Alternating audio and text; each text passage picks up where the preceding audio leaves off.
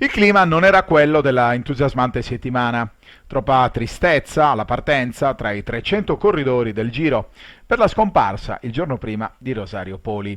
Per commemorare l'atleta della CUS Pro Patria Milano, venuto a mancare improvvisamente nella penultima tappa del Giro, una trentina di corridori hanno deciso di abbandonare le velità di classifica e prendere parte a un tracciato cicloturistico in suo onore.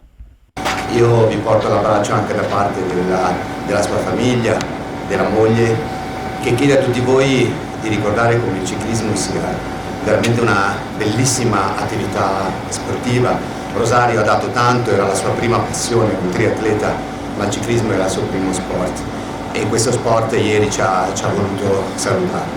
Così noi oggi vogliamo salutarlo con questa passeggiata commemorativa, perché noi sicuramente non saremo in gara, ma ci teneva comunque a ringraziare tutto il mondo sportivo e del ciclismo, perché ha avuto un marito e un compagno nella vita veramente molto, molto importante, molto presente, e il ciclismo gli ha dato tanto. Grazie, buona gara.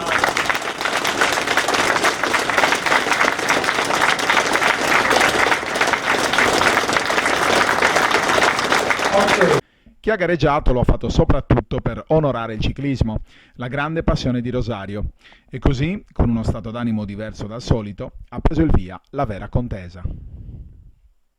Nel medio giro maschile il colpo di reni che ha fatto la differenza è stato quello di Filippo Capone. La sua ruota passa per prima sulla linea, regalando al portacolori del Triathlon Team Sassari la seconda vittoria di tappa al giro, con appena un centesimo di secondo di vantaggio dal Maidomo Pari dei Sereni, a 11 centesimi il terzo classificato Leonardo Mona.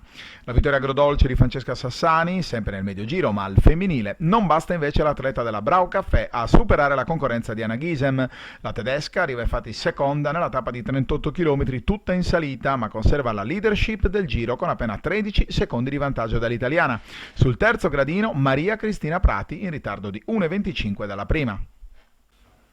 Nel Gran Giro maschile vittoria di Franz Wieser, che ha chiuso il tracciato in 1 ora 9 minuti e 16 secondi, staccando di 46 secondi l'italiano Matteo Podestà. Terzo, protagonista di una tappa in scarico, avendo il giro in tasca praticamente già dalla prima tappa, il tedesco Benedikt Elbig. Nel Gran Giro femminile ottima performance e vittoria di tappa per la 23enne Annalisa Prato, che ha fermato il cronometro su 1 ora 12 primi e 9 secondi, con 3 minuti di vantaggio sulla vincitrice del giro, Jutta Stinen, e ben 7 su Dana Wagner. Il Gran Giro maschile si chiude dunque con la vittoria del tedesco Benedikt Elbig. Quello femminile ha visto invece il successo proprio di Annalisa Prato. Anna Ghisem fa su il medio giro femminile, mentre a portare in alto i colori della Sardegna ci ha pensato Andrea Costanzo. E lui, nel medio giro maschile, il terzo sardo che è riuscito all'impresa a riconquistare il massimo trofeo in 26 anni di storia. La mia primaria ambizione in ogni gara è sempre quella di andare a divertirmi, poi se c'è il risultato ben venga, è sempre un valore aggiunto al divertimento. Mi sono trovata molto bene con le mie avversarie ed è stata una settimana davvero emozionante. Sono molto stanca, ma davvero tanto soddisfatta.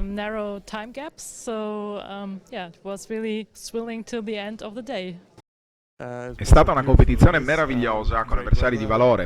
Sì, è vero, ho spinto forte sui pedali da subito e poi ho potuto amministrare il mio vantaggio. È stata veramente una bella settimana perché io e Jutta abbiamo battagliato ogni tappa, eravamo sempre lì in volata e io in volata sono ferma, quindi ho perso ogni volata e poi nella cronometro sapevo che avrei perso perché avevo la bici normale e lei la bici da cronometro, però ho cercato di fare comunque il possibile per perdere il meno possibile, diciamo. Ti sei confrontata con atleti di buon livello a livello internazionale, cosa significa questo per te? Per me è veramente una grande ricchezza sia dal punto di vista delle conoscenze che ho fatto, perché conoscere Jutta è stato veramente bello perché ho scoperto di avere molto in comune con lei, ci piace fare viaggi in bici oltre che le gare e quindi abbiamo scoperto di avere molte cose in comune. E poi è bello perché comunque si parla in inglese, ci si trova e è un'esperienza per crescere comunque per tutti. Sei giovane, cosa c'è nel tuo futuro? Ho 23 anni e ho sempre praticato il ciclismo solo amatoriale perché prima facevo le gare sugli sci da fondo e niente, continuo a divertirmi nelle gare amatoriali e basta, mi piace. La Sardegna? La Sardegna ci torno veramente ogni volta volentieri, sia per fare la vacanza che per pedalare perché è fantastica, è già la terza volta che vengo al Giro e sicuramente tornerò.